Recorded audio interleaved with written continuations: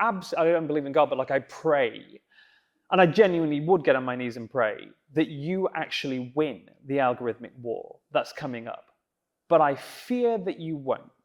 Yeah. And what I see in my job, so my job for the main part is producing research reports that drive, I mean, I'm an advocate. I want changes to the way the rules work. I want transparency of that algorithm. I do not think that an unaccountable, opaque algorithm should be deciding what we know about the world around us. I think at the very least, we deserve transparency and some degree of democratic checks and balances. Going back to those checks and balances idea once again, I think that with sunlight, we get more information about how we're being manipulated by the algorithm.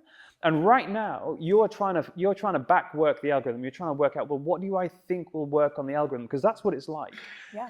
The people, like someone like Mr. Beast, or some of the anti-vaxxers that we study, they have laboratories which are reverse engineering the algorithm constantly.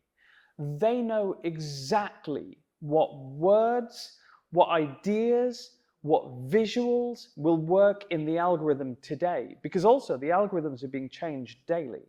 And they are being modulated around the content that is being pushed out and what is being responded to. Absolutely, and the people that own them have power over the algorithm. So this is an incredible story, and I think it's one of the most undertold stories in the last few years. After January the 6th, my first January in America, woo! Living in Washington D.C., I actually received my permanent visa. So this is very funny because when I moved here, President Trump's administration was very anti-Semitism and they were anti-disinformation, and so they gave me an Einstein visa, the Trump administration, and I received it on January the 6th. So there's so many layers of fucking irony there. Now they're trying to deport you. They're like, oh. yes, they are currently trying to deport me. But those, I've completely lost my place. If I can get this from you, because we are kind of running out of time, unfortunately, but I want to know, what would you change about the system, the algorithm? So, I would, look, I think this is going back to, and picking up the point from January the 6th, that we have these algorithms that shape our understanding of the world around us, and we have no understanding of them at all.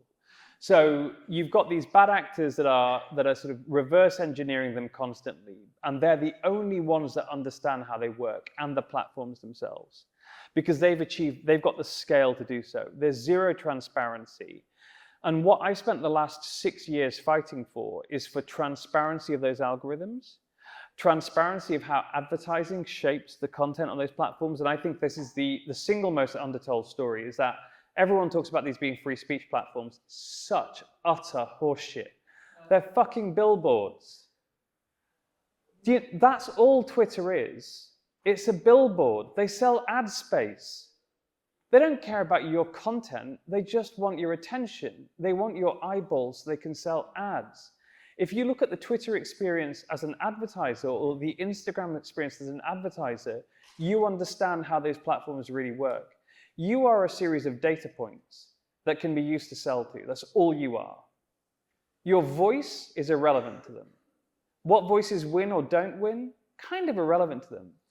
But those algorithms, we need to have transparency of the advertising and transparency of the algorithms. Going back to the point of January the 6th, on that day, Mark Zuckerberg took the decision to dial back the Facebook algorithm. It was currently on 10. And the 10 was the negativity of the newsfeed, because Facebook had worked out the more negative the newsfeed, the more time you spent there. On that day, he dialed it back down to 6. And he was able to do that. Can you imagine having that power? Can you imagine having the power to make reality seem better for 350 million Americans? But is that lulling them into a feeling of safety in a world that is quite negative?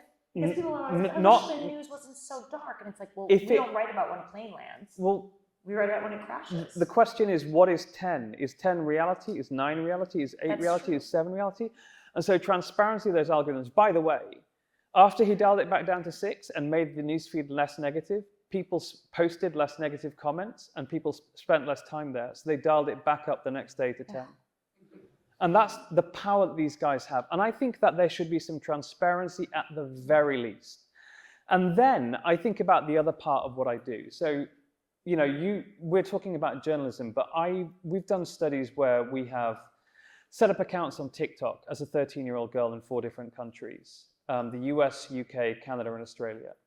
Within 2.6 minutes, as a 13-year-old girl opening a new account where TikTok has no other information about you, 2.6 minutes, it's giving you self-harm content. Within 8 minutes, eating disorder content. Every 39 seconds on average in the first half hour of using that platform. And we made one subtle change in the accounts. Half the accounts were called something like Susan. Susan's a 13-year-old girl. The other half were called Susan Lose Weight, to show that she had a vulnerability. Those accounts got 12 times as much self-harm content. It's horrible. What the fuck?